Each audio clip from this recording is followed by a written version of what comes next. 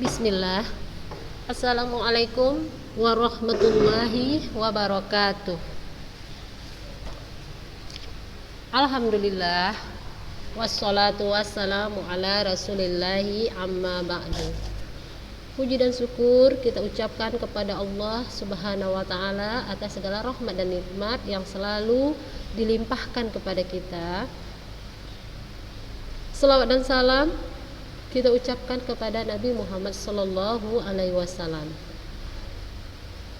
Apa kabar anak-anak ustazah kelas 10 yang ustazah sayangi karena Allah? Insyaallah dalam keadaan sehat ya Anda ya. Tetap fokus dalam belajar dan dalam keadaan siap untuk belajar prakarya dan kewirausahaan. Nah, anak-anak ustazah, masih ada beberapa orang yang belum mengumpulkan tugas. Ustazah kasih waktu sampai hari Jumat, tolong dikumpulkan ya.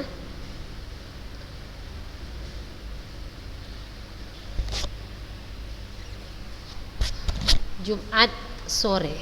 Kalau melewati dari Jumat sore, mohon maaf, betul-betul sudah tidak ustazah terima ya, Ananda ya. Baiklah Ananda, di pertemuan kita hari ini kita akan masuk ke pemasaran langsung kerajinan dengan inspirasi budaya non benda. Kalau kemarin-kemarin anak-anak ustazah sudah mempelajari mulai dari wirausahanya, karakteristiknya ya kan, perencanaan usaha, perancangan produk ya,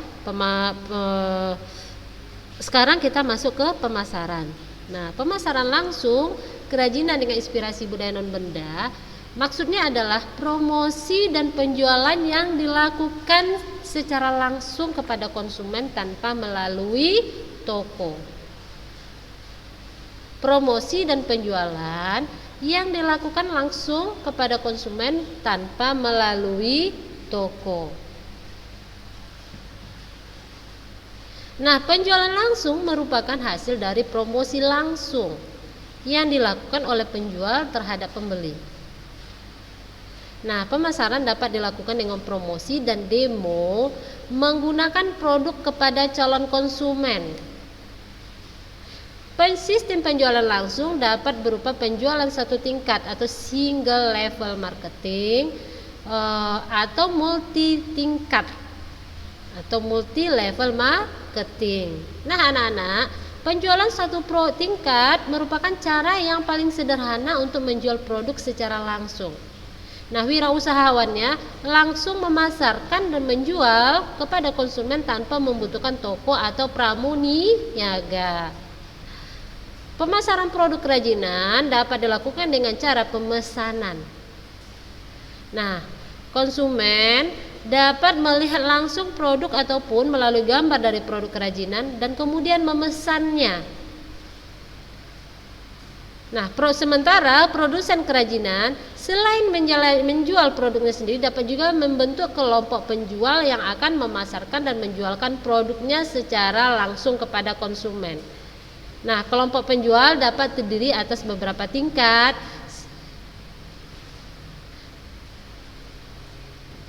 Ya, Ananda ya, berarti dalam arti tidak dipajang di toko, anti langsung menjual produk anti ke konsumen. Jadi tidak melakukan pemajangan di toko atau di pasar atau di anti jual di pasar, tidak, tetapi langsung ke konsumen. Nah, Ananda, untuk kelompok penjual terdiri dari beberapa tingkatan. Nah, sistem beberapa tingkat kelompok penjual disebut apa tadi? Multi level marketing. Nah, produk perusahaan memiliki usaha di bidang penjualan langsung.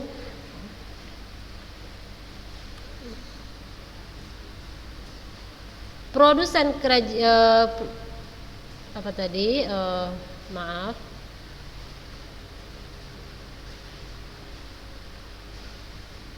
Nah, kelompok penjual dapat terdiri atas beberapa tingkatan. Nah, sistem dengan beberapa tingkat kelompok penjual disebut multi level marketing. Nah, produk perusahaan memiliki usaha di bidang penjualan langsung atau direct selling.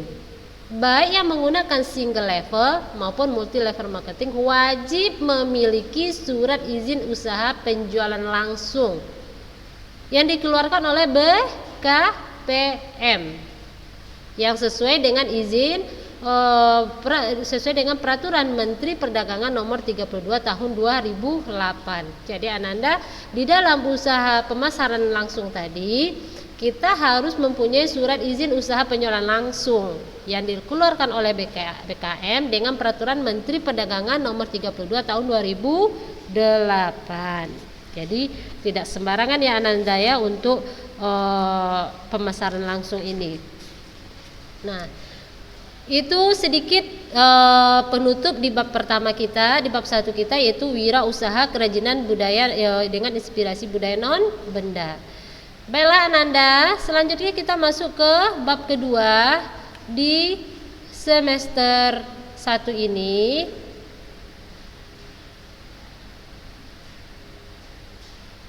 Nah, di bab kedua kita akan belajar tentang rekayasa. Nah, kita akan mempelajari tentang wirausaha produk teknologi transportasi dan logistik. Sebelum memulai, kita tahu dulu materi pembelajaran kita, peta materi pembelajaran kita. Di dalam produk rekayasa ini kita akan mempelajari tentang apa? Tentang wirausaha produk teknologi transportasi dan logistik. Nah, apa saja yang kita pelajari di sini? Kita akan mempelajari tentang karakteristik kewirausahaan. Ini kemarin juga sudah kita pelajari di bab pertama. Nah, yang bagian kedua kita akan mempelajari perencanaan usaha produk teknologi transportasi dan logistik. Selanjutnya kita akan masuk ke perencanaan dan produksi produk teknologi dan logistik. Dan terus kita akan insya Allah kita akan memasuki perhitungan biaya produk, terus ke pemasaran dan evaluasi hasil kegiatan pembelajaran kita. Nah, di sini nanti akan ada tugas ya anak-anak ustazah ya, persiapkan diri, perhatikan materi dari awal, di akhir materi ustazah akan memberikan tugas. Jadi persiapkan diri di evaluasi ini. Baiklah Ananda, kita masuk yang bagian pertama di bab 2 kita itu di wirausaha produk kerajinan transportasi dan logistik. Bagian pertamanya kita akan masuk ke karakteristik kewirausahaan. Nah, seperti yang sudah anti pelajari di semester 1 di bab 1 kemarin, di dalam karakteristik kewirausahaan kita sekilas akan ingat lagi. Wirausaha itu berasal dari kata wira dan usaha. Nah, anak-anak ustazah pasti sudah tahu apa itu pengertian wirausaha, ya, anak-anak ya. Nah, kalau memang sudah dicatat, tentang itu tidak usah dicatat. Nah, sekilas kita akan kembali mengingat sifat-sifat seorang wirausahawan. Apa saja sifatnya? Yang pertama, seorang wirausahawan itu harus mempunyai rasa percaya diri. Ya, kepercayaan diri merupakan paduan sikap dan keyakinan seseorang dalam menghadapi tugas dan pekerjaan, maupun baik secara internal, yang bersifat internal, sangat relatif dan dinamis, dan banyak ditentukan oleh kemampuannya untuk memulai, melaksanakan, dan menyelesaikan suatu pekerjaan. Jadi percaya diri itu sama sama artinya dengan kemampuan diri. Ya, anak-anak ustazah. Selanjutnya kita akan yang kedua, seorang wirausahawan itu memiliki sifat berorientasi tugas dan hasil. Nah, seorang yang selalu mengutamakan tugas dan hasil adalah orang yang selalu mengutamakan nilai-nilai motif berprestasi, berorientasi pada laba, ketekunan, dan kerja keras. Nah, anak-anak ustazah, di dalam sebuah wirausaha, peluang hanya akan kita peroleh dengan inisiatif. Nah, biasanya anak-anak perilaku inisiatif ini melalui pengalaman dan pengembangan yang diperoleh dengan cara disiplin diri, berpikir kritis, tanggap, bergairah, dan semangat berprestasi. Nah, yang ketiga, sifat-sifat seorang wirausahawan adalah berani mengambil resiko. Nah, sudah pasti ya anak-anak ustazah, di dalam usaha selalu ada resiko. Nah, salah satu hal penting dalam memulai berbuat sesuatu yang baru adalah berani mengambil risiko untuk melakukan sesuatu yang belum pernah di sebelumnya. Jadi kalau kita belum pernah melakukan sesuatu yang belum pernah kita lakukan, kemungkinan besar kita akan melakukan kesalahan. Nah, kesalahan itu merupakan sebuah risiko.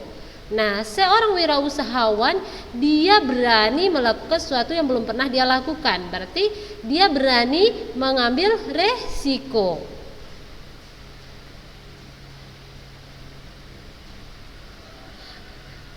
Ya, Ananda ya. Yang keempat, sifat-sifat dari seorang wirausahawan adalah kepemimpinan. Artinya, sikap yang dimiliki oleh seorang pemimpin diantaranya memiliki visi yang jelas, memiliki integritas dan kejujuran, mampu berkomunikasi dengan baik, menjadi teladan, rendah hati, mau mendengar, mampu memotivasi orang lain untuk melakukan tugasnya dan berlaku adil. Nah, itu tadi sifat-sifat seorang pemimpin atau kepemimpinan. Nah, yang kelima adalah keorisinalitas atau keaslian. Nah, anak-anak ustazah, di dalam usaha, keaslian ide, gagasan, pemikiran dan keputusan dapat diperoleh dengan keluasan wawasan dan kemampuan berpikir kreatif serta melihat peluang yang ada. Orisinalitas muncul dari kemampuan untuk selalu menuangkan imajinasi dalam pekerjaannya, keinginan tampil berbeda atau selalu memanfaatkan perbedaan, memiliki sikap mental yang positif dan daya pikir kreatif. Nah, karya orisinal juga hanya didapat dihasilkan oleh wirausahawan yang memiliki keahlian di bidangnya serta rajin mencoba hal-hal baru yang inovatif. Nah, itu tadi keorisinalitas dan keaslian. Ya, anak-anak ustazah, sifat-sifat seorang wirausahawan. Nah, selanjutnya kita masuk ke bagian kedua, yaitu masih ada satu lagi anak-anak ustazah, sifatnya yaitu berorientasi kepada masa depan, ya, berorientasi ke masa depan. Nah, masa depan memiliki berbagai peluang dan tantangan yang berbeda dengan saat ini. Nah, seorang kewirausahawan berani melihat peluang dan tantangan tidak hanya saat ini, melainkan juga di masa depan.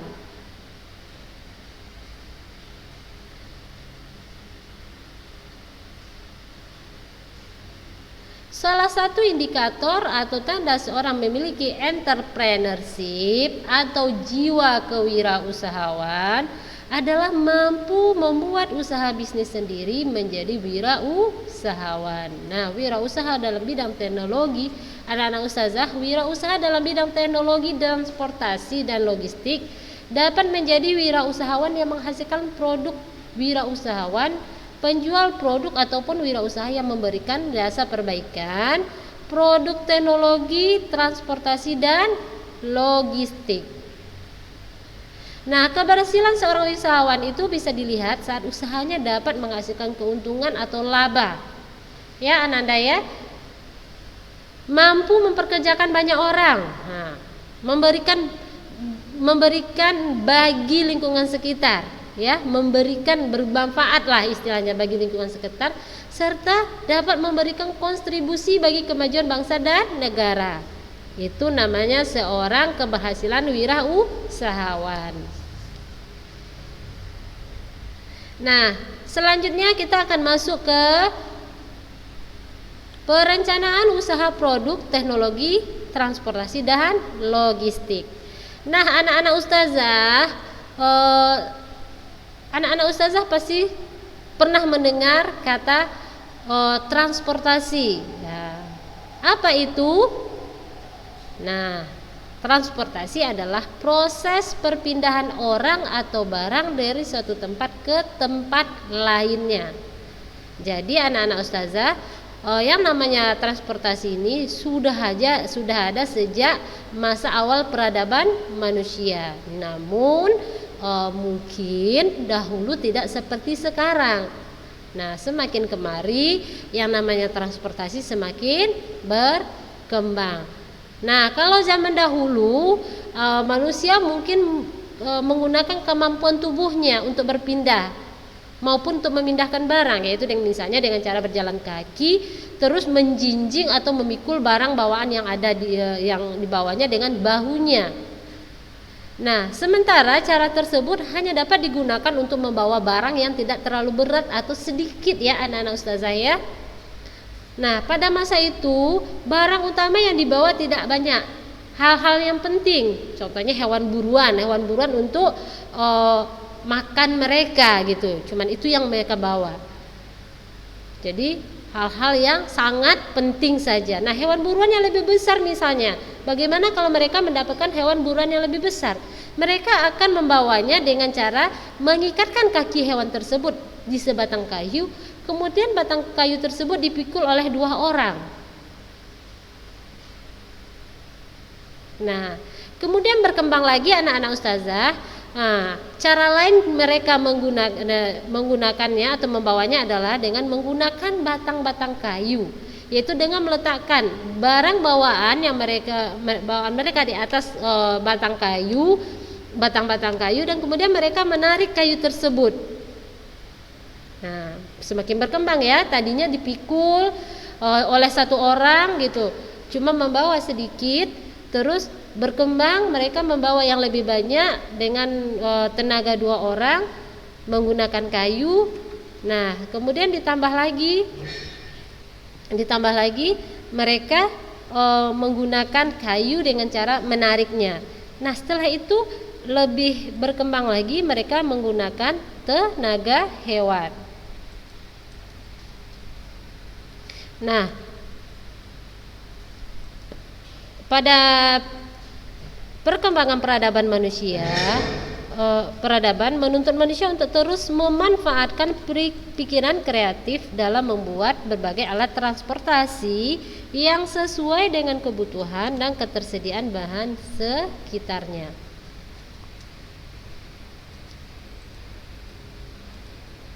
Nah, pada masa lalu anak-anak ustazah, untuk mengarungi sungai misalnya, kita sungai Mesir, bangsa Mesir membuat perahu yang terbuat dari batang pohon papirus.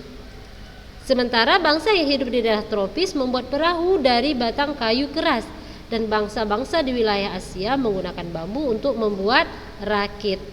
Nah, teknologi transportasi terus berkembang dengan ditemukannya roda pada tahun 3500 sebelum Masehi. Nah, teknologi layar pada tahun 3100 tahun sebelum Masehi, dan penemuan teknologi sambungan kayu. Diikuti penemuan-penemuan baru seperti teknologi pembuatan jalan dan kanal laut, teknologi balon udara, teknologi mesin uap, rel kereta api, pesawat udara, dan pertemuan lainnya.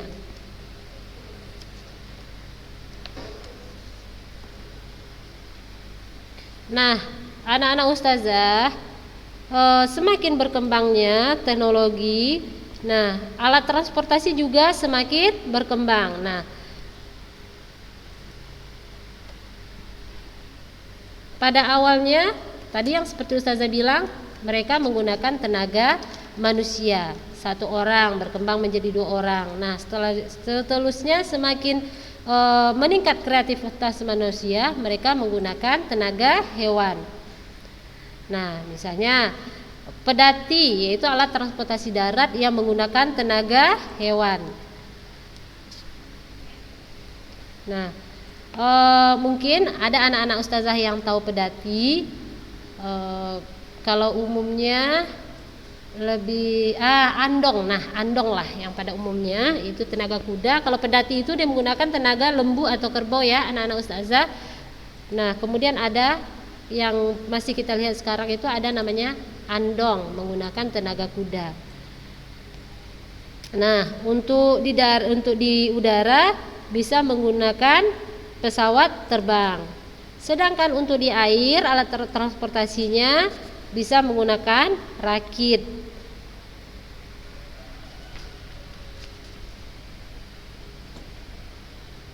Nah, ya anak-anak ustazah ya. Nah, ini contoh pedati. Nah, mungkin ada ya anak-anak ustazah yang masih atau pernah berjumpa alat transportasi ini, namun sekarang yang banyak itu hewannya ini diganti dengan kuda. Ini daerah-daerah tertentu lah yang memakai pedati ini, yang memakai sapi atau kerbau sebagai tenaga penarik gerobaknya. Selanjutnya ada pesawat terbang untuk transportasi udara. Setelah itu ada rakit, nah transportasi di air.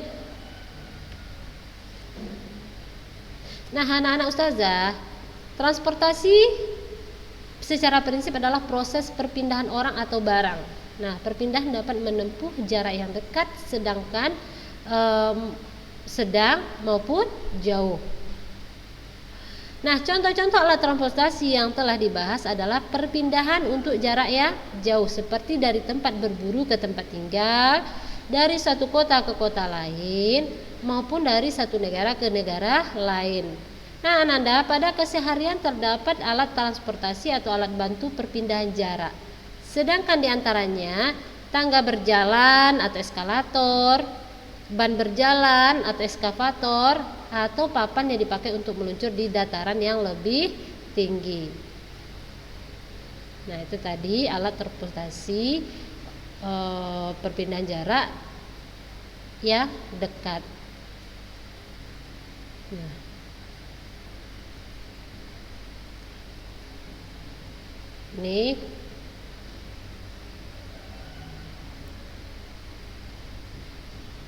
ini alat transportasi barang, ban berjalan. Ini alat transportasi eskalator. Saya yakin anak ustazah sudah biasa menaik yang seperti ini. Nah, yang di bawah ini adalah meluncur dari tempat yang tinggi pakai papan luncur ke tempat yang lebih rendah. Juga merupakan alat transportasi. Jadi anak-anak ustazah, yang namanya alat transportasi itu tidak mesti sesuatu yang membawa kita dari jarak dari satu tempat ke tempat yang jauh gitu, tidak. Nah, memindahkan barang atau orang dari satu tempat ke tempat lain walaupun cuma jarak beberapa meter, itu juga namanya transportasi. Jadi paham ya anak-anak ustazah ya?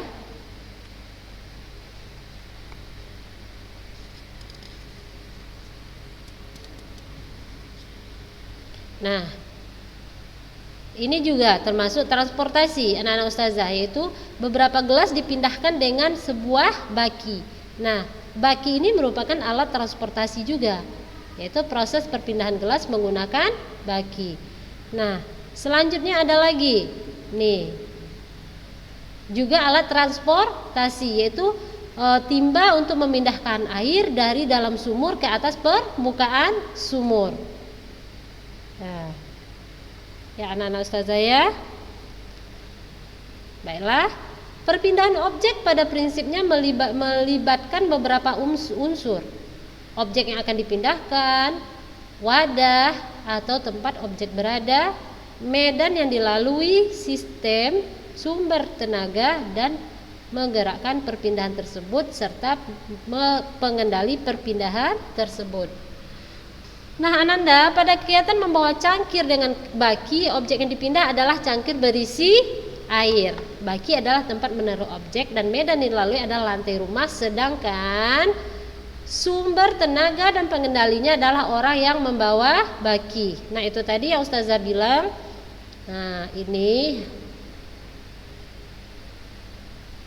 ya anak-anak ustazah ya, di baki tadi.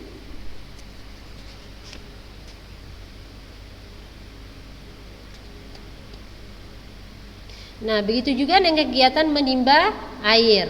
Nah, kegiatan menimba air di sumur, yaitu memindahkan objek air dari wadah air, yaitu dengan dasar sumur, dengan wadah air, dengan sumber tenaga dan pengendali orang yang menimba, dengan bantuan sistem tali dan katrol. Ya, anak-anak ustazah ya, memindahkan air dari dasar air ke permukaan sumur.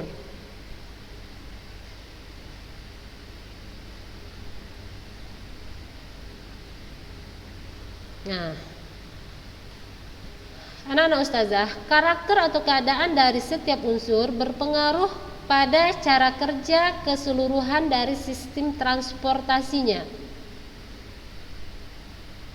Cangkir yang berisi air berbeda dengan air minum dalam kemasan, maka cara pemindahannya akan berbeda. Membawa baki dengan beberapa cangkir berisi air akan lebih berhati-hati daripada membawa baki dengan beberapa air minum kemasan, karena air minum dalam kemasan tidak memiliki resiko tumpah. Nah, perpindahan air minum dalam kemasan juga dapat dibawa tanpa menggunakan baki, melainkan bisa ditumpuk di dalam sebuah kardus. Nah, contoh lain, perpindahan telur pun membutuhkan pertimbangan yang matang karena telur memiliki karakter yang ringkih dan mudah rusak. Jika sejumlah telur akan dipindahkan dengan gerobak melalui jalan berbatu, tentu harus disimpan pada wadah yang dapat melindungi telur dari goncangan agar telur tetap utuh sampai ke tempat tujuan. Ya, Ananda, jadi karakter dan keadaan dari setiap unsur berpengaruh pada cara keseluruhan dari sistem transportasi atau kerja transportasinya. Nah, di sini ada bagannya anak-anak ustazah, alat transportasi barang misalnya. Apa saja ada yang harus kita perhatikan dari alat transportasi ini? Itu medan yang kita lalui. Nah, medannya apakah medannya berupa daratan, air, udara, ya anak-anak ustazah ya. Terus sistem penggeraknya, apakah dia akan kita tarik dengan katrol atau kita gerakkan di gigi roda dan lain sebagainya. Nah, selanjutnya dari alat transportasi ini sistem kendalinya, siapa yang mengendalikan? Apakah manusia langsung atau komputer secara otomatis? Setelah itu siapa sumber tenaganya? Harus kita perhatikan. Apakah manusia? Apa kita memudahkan hewan? Ataukah tenaga listrik? Ataukah lain sebagainya? Harus kita perhatikan. Nah, setelah itu jenis barang. Nah, seperti tadi, karakter dan keadaan dari setiap unsur berpengaruh pada cara kerja keseluruhan dari sistem transportasi. Cara pembawaan telur dengan botol itu berbeda karena sifat dari barangnya berbeda. Begitu juga cara membawa buah. Ya, anak-anak ustazah ya. Setelah itu harus dipikirkan jarak yang dilalui. Apakah jarak itu dekat, apakah jarak itu sedang, ataukah jarak jauh. Misalnya jaraknya jauh, terus nanti akan membawa dengan cara memikul. Apakah itu efisien? Tentu tidak. Anak-anak ustazah bisa menggunakan kendaraan, misalnya entah tadi pakai pedati atau bisa memakai pesawat biar lebih cepat, ya anak-anak ustazah ya. Nah, itu harus kita perhatikan.